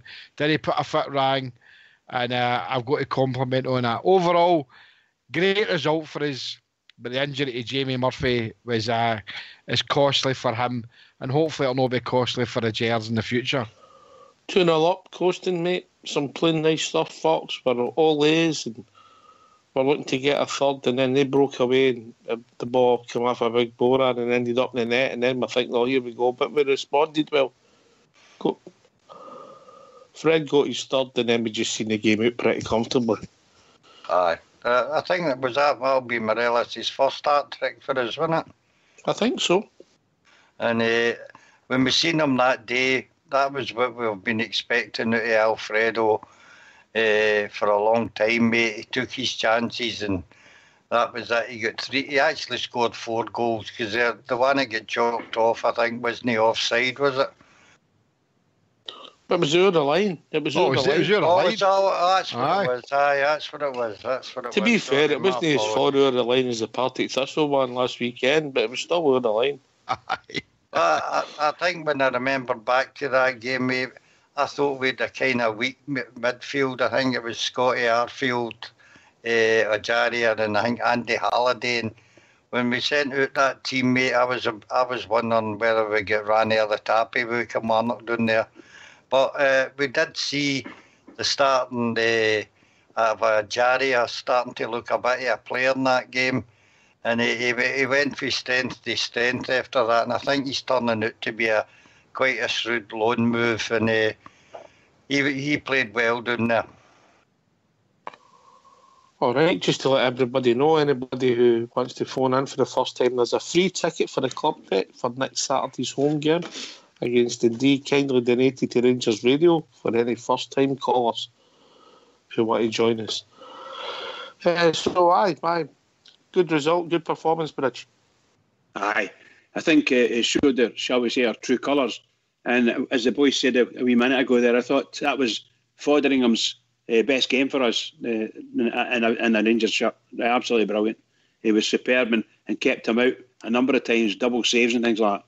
So well done. I thought Borna was unlucky with the own goal. There's nothing he could do. The ball hit his knee in the net, so there's not much you can say and do about that, you know. We've all been there. The ball's hit you at the wrong time, and it's hit you at a different angle. And before you know it, it's maybe not I went in there a goal at times, but it's done something different. So this time it went in the net. But I think the highlight of that game, in my opinion, the highlight of the game, apart from our fantastic goalkeeping and the hat trick we got, was the one that we never got. The ball was easily 6 inches to a foot over that line. And the subsequent one he spoke about a minute ago, Partick Thistle, and others, may I say, where the ball's crossed the line, never been given. And that shows you we definitely, in this country here, we need to help the referees, help them as much as possible, and goal line technology has to come in. No matter what anyone says, it's got to come in. And it'll make life a lot easier for the referees, and it makes it easier for the teams as well, because they're not going to get as much rubbish written about them because of the poor technology we've got. Or the lack of technology, should I say. So as soon as we get that in, the better it will help other teams. All right, so pleasing result, particularly because it was on a plastic pitch, Jimmy, yeah?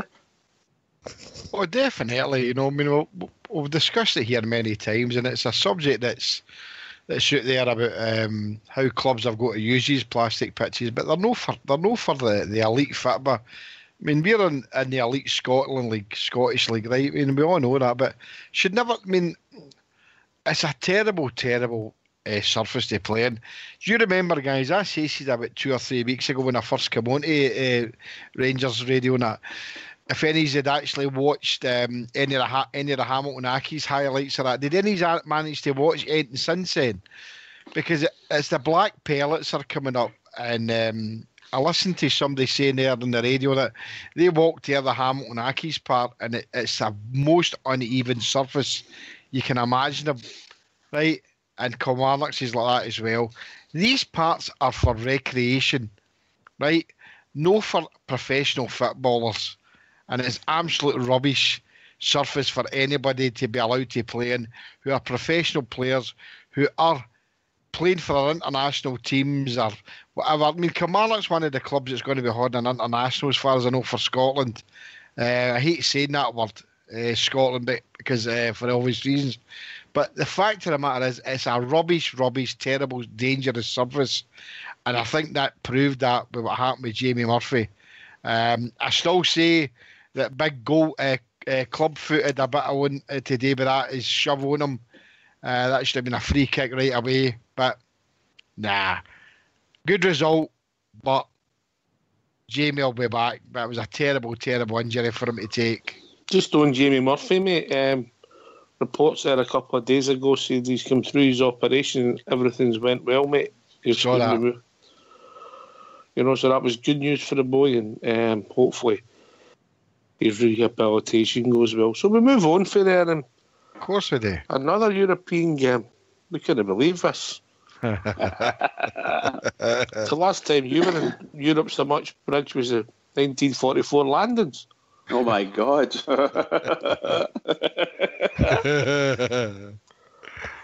after Kilmarnock, we've got the first home game against Ufa Fox, a 1-0 win. Wasn't our best performance. We could have maybe put the tie to bed, and if from memory we were denied a stonewall penalty kick. Was that for the push in the back? I think was that the game. It was a push in the back. Was it no when I can remember the goal. I can remember the corner, wasn't it? And Morelos headed it. The goalkeeper knocked it out in big goals, and was first to the ball. Aye. It was when the young boy Middleton got broke down, mate. And they gave a free kick. They gave a free kick. Aye. Said that Lafferty handled the ball. Yep. But we went on, you go, Fox. Well, that was a game we thought would be, as I said earlier, that out of the two preceding games, we came to this one thing. UEFA never heard it. Everybody looked up and see what they could find out about them, and they didn't look anything that would stone and were white at that time. The fans were on a high, the team was on a high. I thought we had a steamroller them and put the first leg and the tie to bed then. It took us to just before half time before Goldson scored that goal. But it wasn't the performance I thought we were going to show that night. I think I was a wee bit disappointed at the time, you know. I have to say, Foxy, I did say, in my opinion, I thought they were a better team than a lot of folk gave them credit for. They were nice passers of the ball, could hold the ball for long periods, which we couldn't do anything about.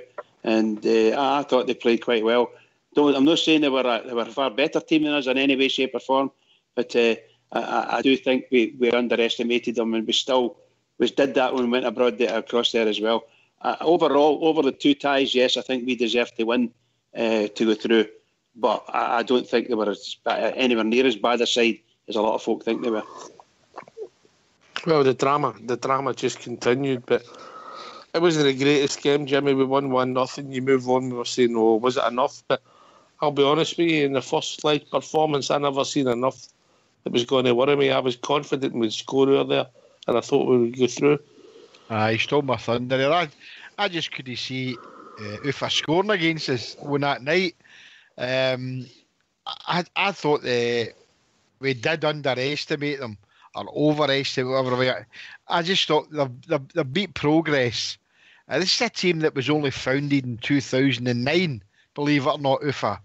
And when they came to Ibrox that night, I honestly thought we're going to do this mob maybe 4 or 5-0. But I thought we played poor a lot of the game. we allowed them to come on to us, and I think we allowed them to play some of the football that did look nice for them. And I thought it was a travesty that we only beat them 1-0 with Big Connor scoring 5 or 6 minutes before half time. I didn't. Saying it at the game that night, I can't see us losing any goals against this mob earlier. I just don't see anything that made me think that they were going to score. But we progressed to the away leg, and we'll see what happens then. Aye. So wasn't the greatest game, and obviously the way their tactics, they were every man behind the ball, but it petered out 1-0, and we moved on to our next adventure, which was a game with a lot of talking points. Bridgeman, Motherwell 3, Rangers 3. Yeah, well, actually, to be honest, I think Motherwell absolutely, if just overall in the whole game, Motherwell played a simple game for them, and that was to just boot the ball up the park as high as they can, and let the ball come down like it's some sort of ball right into the middle of your area if they could get it up there, and it worked for them. It just worked for them. We're okay. We were resolute at the sort of free kicks and the corner kicks and things like that into the box, but we caved in. We eventually caved in. And we lost to go in the last minute, but you've got to look at the whole tie. You've got to look. I'm talking about the whole game. The whole game. I thought that I thought we were far. I thought we were a better team than them by quite a distance, and I thought we were really unlucky. I thought Golson really, don't know why, but he seemed to be slipping all over the place the longer the game went on. But he slipped up, and there's nothing you can do. The guy got through and put the ball at the goalkeeper. Simple as that. A nothing goal. And nothing that I would write home about if I was a defender or defending team. He's just say, hold your hands up. Got it. So sorry, carry on, pal. But we responded well, eh? Absolutely brilliant. Absolutely brilliant. Score a great goal. And, what can you say? But then again, a couple of minutes later, they're back in again. Another bomb, shall we say, into the Rangers. And then, of course, we got the... What a fantastic equaliser for us again. And then the younger Jerry scoring. Oh, Jimmy, my goodness gracious, what a goal that was. But we just couldn't hold on in the second half. I don't know what it is. We just seem to give them all the time in the world and all the space in the world.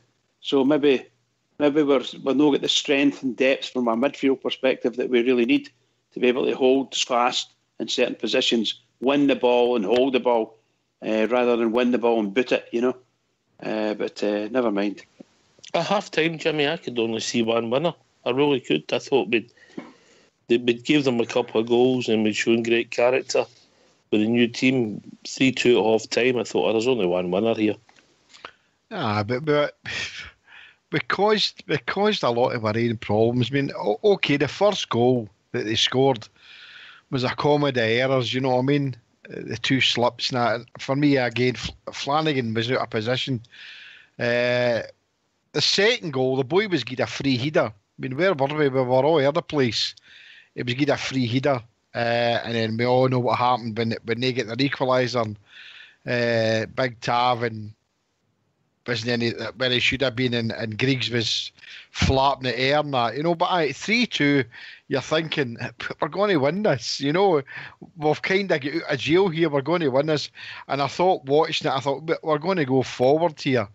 And we're going to score maybe another 2 or 3, hopefully. But it didn't pan out that way, obviously. And real disappointed again, the goal we lost in injury time was a real sickener. And we spoke about this in the last couple of weeks now. It was another one of the ones that was like a defeat for us. We never get beat, but I felt as if we get defeated, and it was a sickener for me. And a sickener for everybody that supports the Rangers, Big Kyle putting 2 good goals in. And Ajaria's goal was a dream goal. That was a cracking goal, a fantastic goal. The play building up to it. But 3-2, thinking we're coasting, let's go second half, do the same, we're winning the game. And then we just didn't seem to... what a team Motherwell are rubbish team. They'd be better putting an oval ball in their hand, because that's the way they play. Up and under game. It's rubbish football to watch. Fox? I think that was the first time we'd watched our defence actually crumble, mate, in the first 20-odd minutes of that game.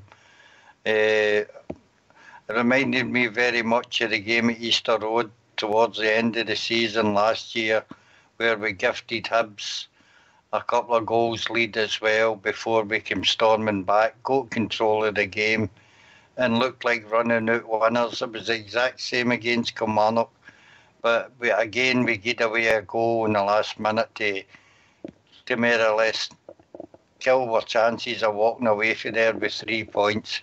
I thought it was one of the games where we failed to pass and find men, and we resorted to just clearing our lines.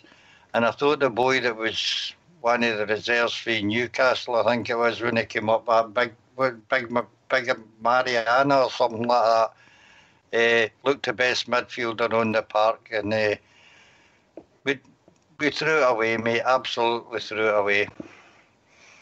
I can't disagree with that. We didn't play well in the second half. No, we did not, mate. And it used to be the case with Rangers in the last few years, where we would give one good half and one bad half. I was taking the first half to be the bad half, but in the second half we never pushed on and killed the game when we should have.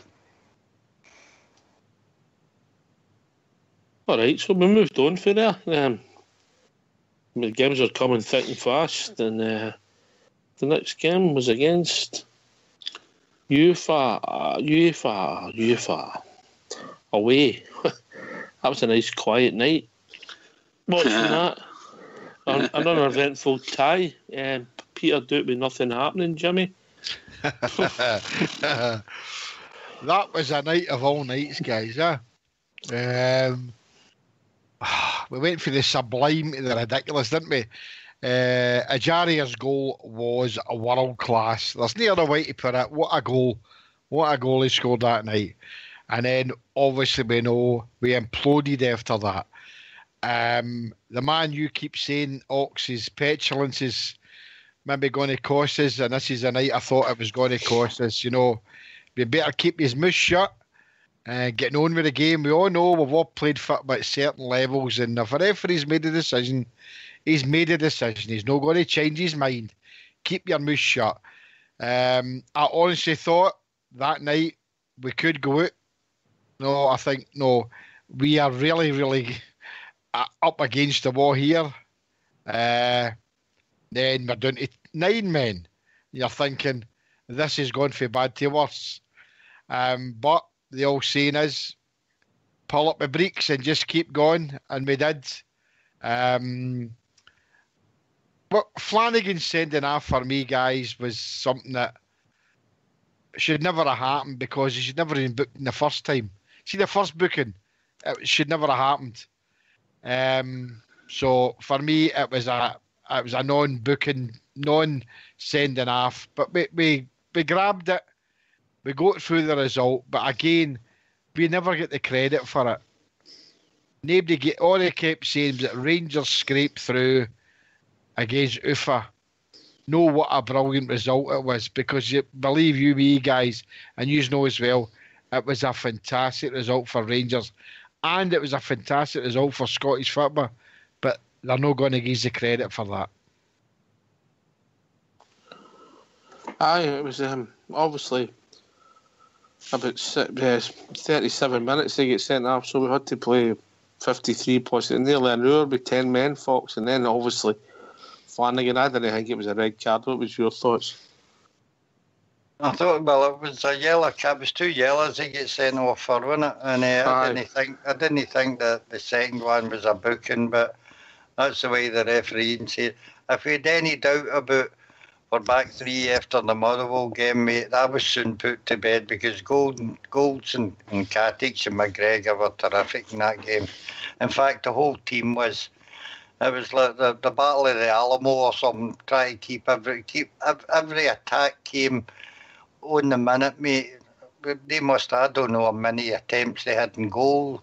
They might have been near the bar, they might have been hitting the post or whatever. But we held out to use probably one of our best results in Europe for a long, long time, mate, be holding out for that and qualifying for the group stages.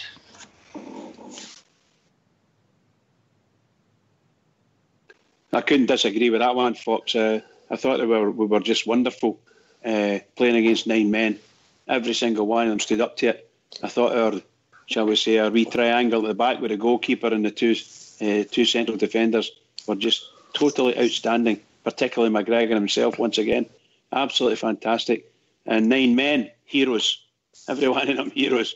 To get us to retain what we had and take a battering like that. By the way, we may be paying for it now with some of our performances in the league, but my goodness gracious, so proud of them, and here we are.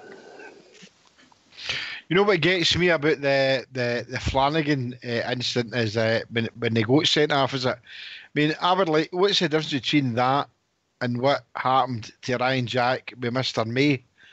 You know, his was a wrestling move, and it should have been a red card, and Flanagan went up allegedly with his elbow, and he didn't.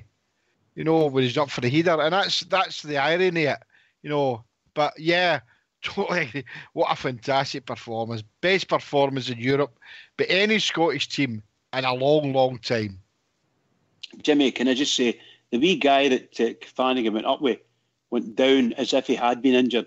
Yep. And that's the reason why the referee gave him the second yellow, because he thought he hit him with his elbow. But Flanagan challenged the wee guy. The guy got up off his back very quickly, and then the two of them were sort of doing some headbutts. And I think the referee should have realised then I've done the right thing here. Aye, but no, he couldn't go back. He couldn't go back, you know. Definitely. When we were talking about the back three, I think we need to remember Ryan Jack's performance in that game as well. I thought he was great in that game as well. Oh, tremendous. Yes, indeed. Yes. I mean, every single one of them. When we were down to 9 men, it was just an incredible performance. Incredible defensive performance. Brilliant. But the three at the back with the goalkeeper, they just... Everything that was coming their way, they managed to either get something on it, and the defence managed to push people out wide, to make sure the shots weren't quite as direct as it could be. Absolutely amazing performance. I'm so proud, so proud. Definitely. Was that the night, Jimmy, that you realised there was a wee bit of spirit in this team? I think it was, Ox. I mean, we could see the spirit building up as the games went on. Even the league games and that. I mean, you could see, being at the game is different from watching it on the telly, you know. I mean, you see a lot on the telly, but when you're sitting at the game and you're watching how the players are performing, you know, you're seeing things after the ball that you don't see in the television, because obviously they've got to pan to this, but watching the players and the way that they're shouting for one another and that, and that was probably the same that night. The 9 that were there that night probably gelled together, and they gelled together for the cause, and that was your cause, to make sure that we went into the next round, and it was a fantastic performance. There wasn't a bad player on the part, or the 9 we had on the part. Unfortunately, we lost 2 good players, which we could have, if we'd have kept even one of them on the part, we'd have probably went on and scored again. But the result is we went through with the 9 men. But yeah, I would agree with you there. That's when we showed our spirit and our heart. And let's see how that progresses in the coming weeks and months. Because we need that heart. Because if we don't have that heart, then we'll not win the games in the other games in Europe. Yeah. I mean, it's important for us. We go on a run now, but look, that was a nerve-wracking night, Fox. Sending off, not even a booking for me, but we end up with 9 men. With the odd forward move, but very little, was wave after wave, but we never really gave them a lot of chances. No, most of they ended up taking a lot of crazy shots in that game, which was of much relief to the Rangers supporters. There was a lot of shots when they had the bar, mate, and things like that. There wasn't that many on target, and if they were on target, our defence dealt with them. And as Bridge says, absolutely tremendous performance by Rangers.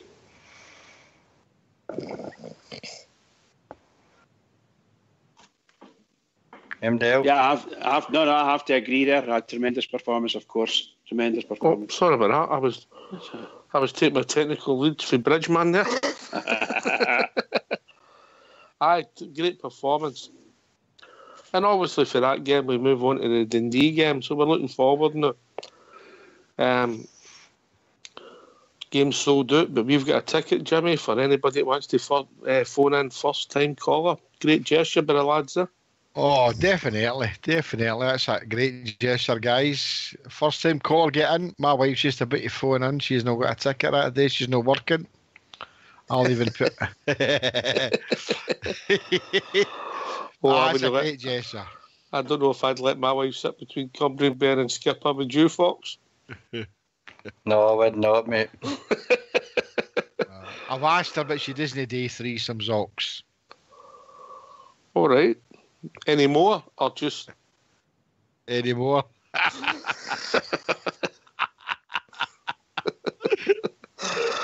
I'm not Sorry, at the moment.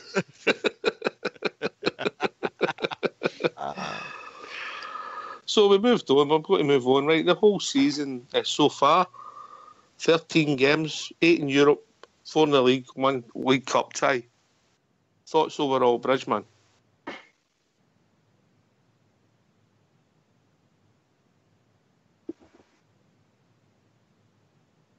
Bridge? He's on mute talking. Right. On you go. Sorry, guys. I wasn't on mute. There's a big lag there. I never heard what you said. I just heard you saying Bridge. I never heard what you said, but could you say what you said again? Overall, what's your reflections? 8 European games, 4 league games, 1 cup tie. Thoughts? Well, the European campaign has been fantastic for us. Absolutely brilliant. The league games, well, 2 draws and a win, and then we lose on Sunday. And I thought it was quite tight, really, on Sunday, score-wise, obviously. So with a bit of luck on Sunday, and a bit more luck, should I say, we could have come away with a point there.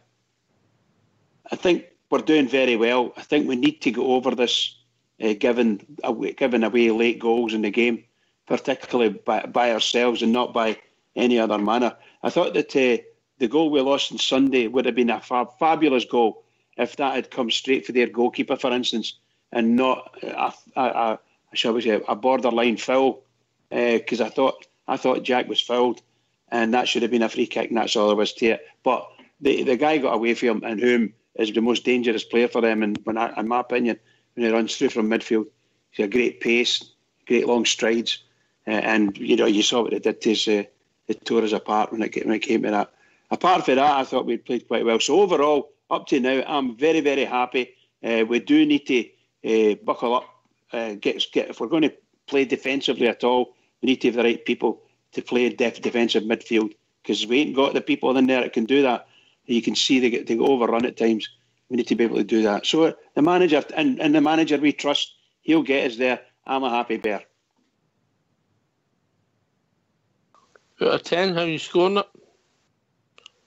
I'd go for an 8 out of 10 right, for me. Okay. I've been very happy, really, really happy. And I say I'm not disillusioned in any way, shape or form after Sunday. I'm really happy. I think Rangers are high at the moment, and most people's thoughts, certainly most Rangers fans' thoughts, we're a tremendous management team, and hopefully the board are going to supply more money whenever we can and bring players in. We'll get players there we haven't seen yet, so we're really interested to see what happens.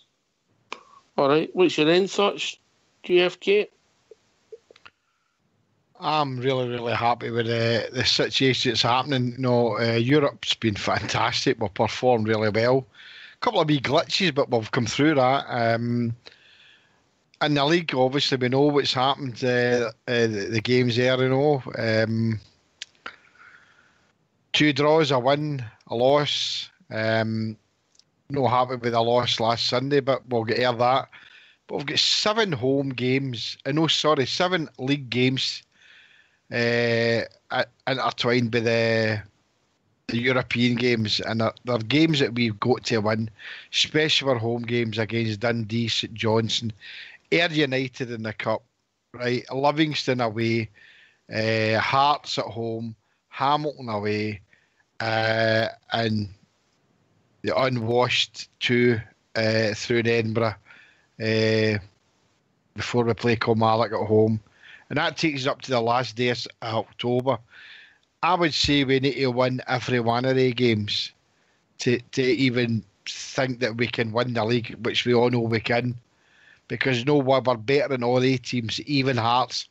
I've heard all this rubbish about Hearts are on a great run and all that. Look, this happens every season in the Scottish Premiership.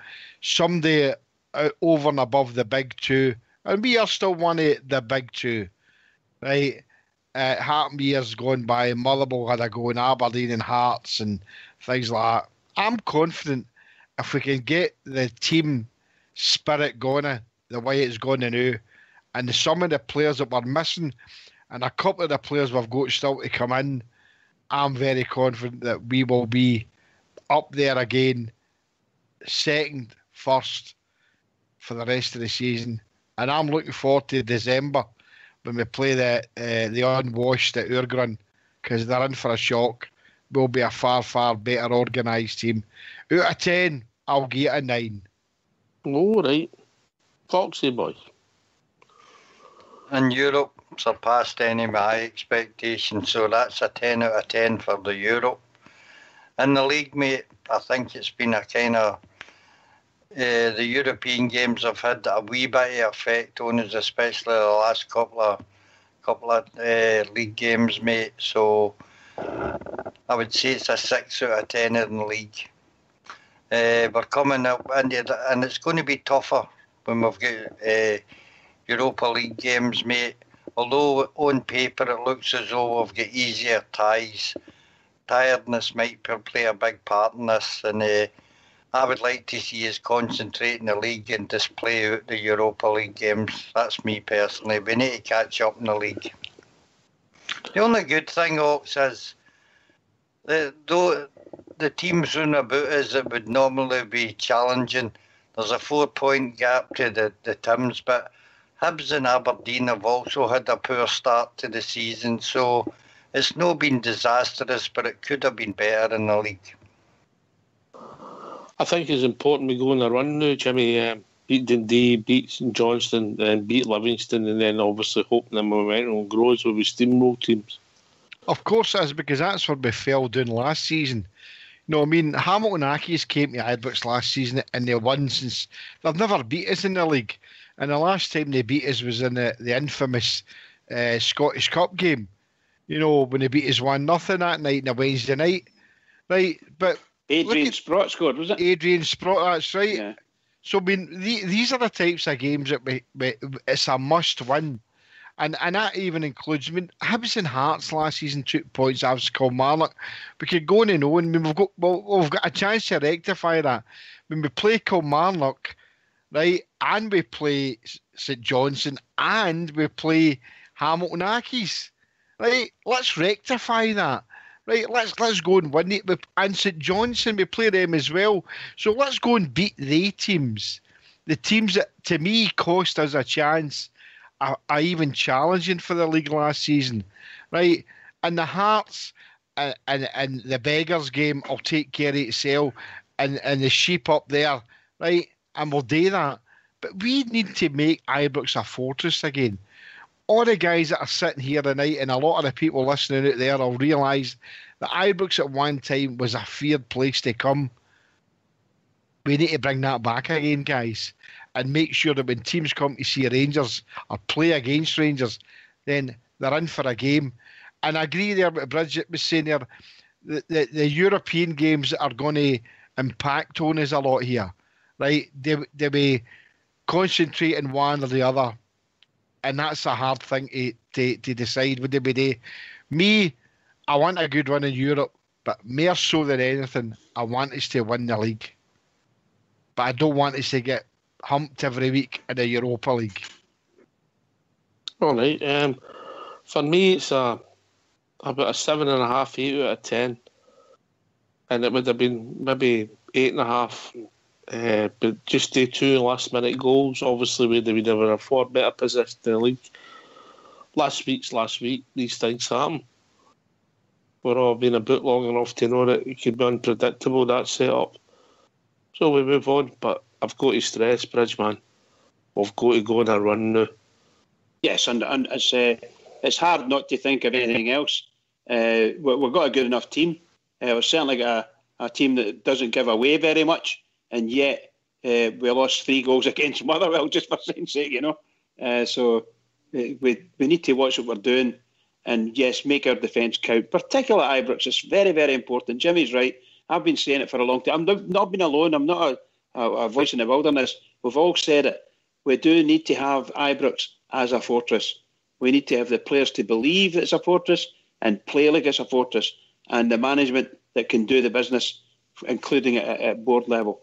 And we need all of that. All of that combined makes Ibrox a fortress. At the moment, we're not quite there. Even at board level, we're doing quite well, but we're not 100% there. We've still got some problems we need to get resolved. And at management level, we're starting to show what we've got, and the team's starting to build.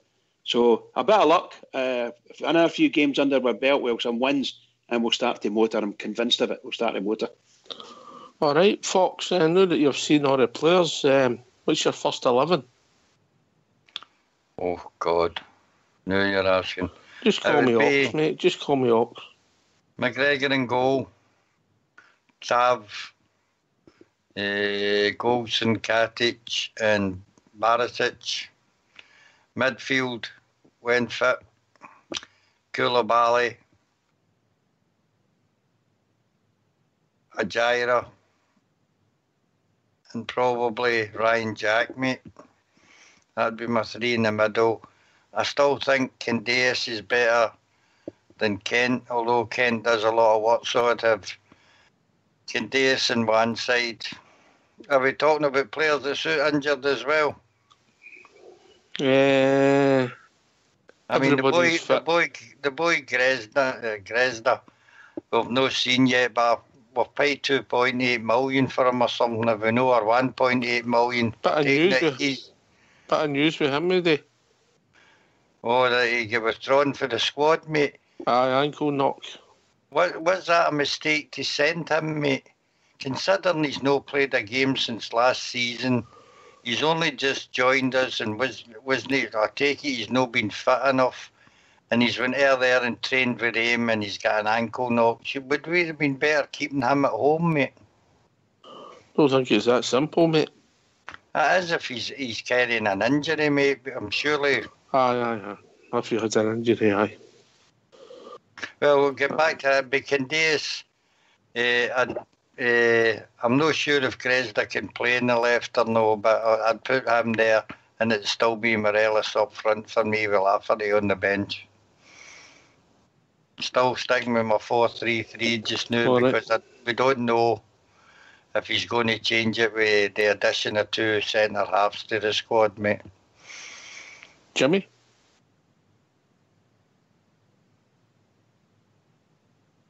Hello, me and I. What's that? Mine's be probably much the same. I mean, the back 4-5, you want to call it. I mean, it's got to be Griggs, Tav, Goldson and Katic and Big Barisic. I love Koulibaly. It's got to be a Jari if he's fit. Ryan Jack. Aye, I would, aye. In the middle. No. We were talking the other night there. I love Candace. I think Candace has got a great engine in him, and I would have him in my team every week. I think he's a fantastic player. And I was listening there about Bruce talking about Gresda. I think it was a mistake to let him go to Albania squad, but hey ho, it's happened. You know, for me, I would still like to try and persevere with Morelos, with Fred, and Big Laugh up front. Definitely for me. That's just the way I like to see Rangers play. I know we've changed it a few years gone by, but that'd be the two I'd have them up front every day, all day. But I don't know if we can play that way, can we? That'd be the team I'd put out. Not yet, but they're on the training ground, Bridgeman, so things might change. What about your 11, Bridge? Once again, I'd agree with the guy as far as the defence is concerned. I have to say, if I'm going to play Tavernier, my thoughts always slip between Tavernier and the boy Flanagan. I think he's a smashing player. But Tavernier is going to be McGregor, Tav, Goldson, Katic and Barisic. I would play, once the boys have said, Koulibaly, Jack and Ajaria. And I would have Candias, Morelos, and I would play Lafferty. I would play the two of them. That's what I would do. Yeah, same team as me, mate. Aye, definitely. Aye, well, we've got the boy, the injured, the Albanian boy. We'll hopefully Koulibaly back. Things are moving in the right direction. Well, I heard the day that Dorans is only a week away for first team training, and Rossiter's maybe only 2 weeks away. So where does that leave us now? That gives us a good pool of players then again, doesn't it? Yeah.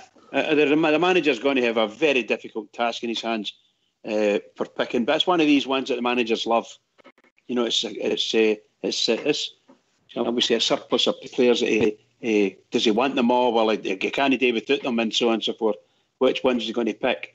And it's going to be, as you said quite earlier on this evening, Jimmy, it's going to be horses for courses, and that's the way it's going to be. Yeah, I would suggest, in all honesty, he's got to build up to. For me, at Ibrox, we should be playing 3-5-2 or a derivative of it, but we should have 3 centre halves in our team and play with him and let the wing backs, let the 2 full backs play as wing backs and let them run up the park. Because as far as I'm concerned, that's the only way we can play attack. We want attack football at Ibrox, but we have to change it for when we're playing away. Yep. All right, fair enough. Big Boran played 90 minutes for Croatia last night. Have we want to watch there, Fox? It appears so. For the price we paid for him, I would say it's beginning to look like good value for money. I think he'll get better and better as he settles into the side. Coming into the side and getting dropped out again for the first couple of European ties, mate, he's not really settled in completely yet.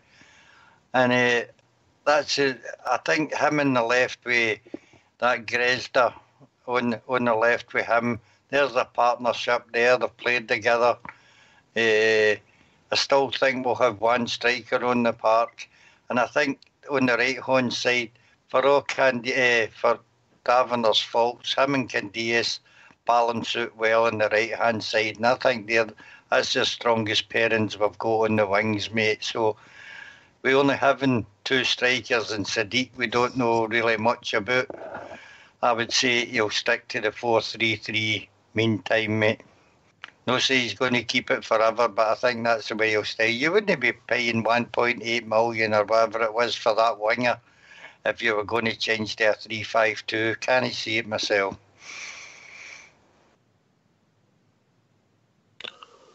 Well, we'll see what it takes us. But for me, it's great that we've got these problems and we'll maybe get a manager that we can trust, Jimmy, to make the right calls. He's not going to get them all right, but that's only hindsight.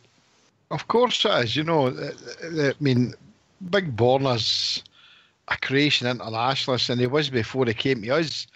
And by all accounts, what information I could get on him for last night, he had a rare game, he had a good game. For me, it's a steal. I think he's immense. We saw that again when we played against him, when he played with Osijek. He scored the goal, obviously, we know that. But not just the goal, his overall play was outstanding. They're star man by any manner of means of 2 games. So I think whoever managed to pick him out, and he didn't need to pick him out because he was there for all to see, but for them to say that we're willing to sell him to Rangers is a great coup for us. Grezda, we've only seen on video on that, so we don't know exactly what it's going to be once we see him in the flesh. But what I have seen, I'm really pleased, and I say again, I think it was a mistake to let him go to the Albanian camp. Seemed like it was an ankle knock, but we'll just need to wait and see. 3-5-2, I know we can't play that. If I've got Grace, no, we can't, you know. But I'm still a fan of Morelos and Lafferty. I don't want it to be a detriment to the team, but we'll see what the gaffer says in the next couple of games, what he does, and maybe more than that once Grace is fit. All right, gentlemen, we've reached that time in the evening. Bridgeman. Yes, what can I say? Another wonderful evening of discussion about our famous team, Glasgow Rangers. Hope everybody enjoyed it. But can I just say to all the Rangers fans all over the world, in particular Rangers fans on here on Rangers Radio, every single one of us, please keep it going for the Rangers, because you know the Rangers need us. Keep it going. Yeah, can I thank yourself, Bridge, Fox and Jimmy for taking the time to join your show. This has been Rangers Radio. We're having a weekend off. We're back at 9 o'clock Monday night talking about all things Rangers.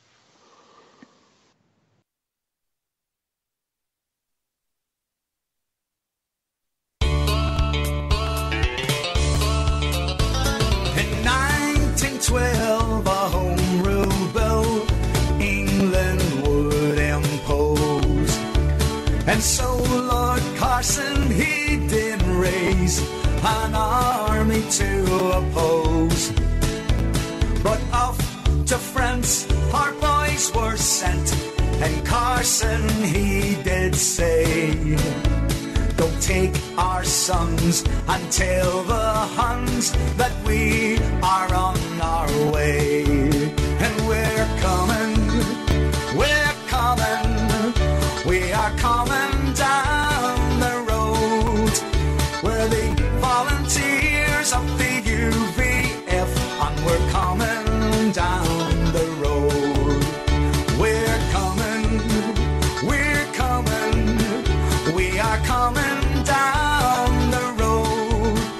We're the volunteers of the UVF, and we're coming down the road.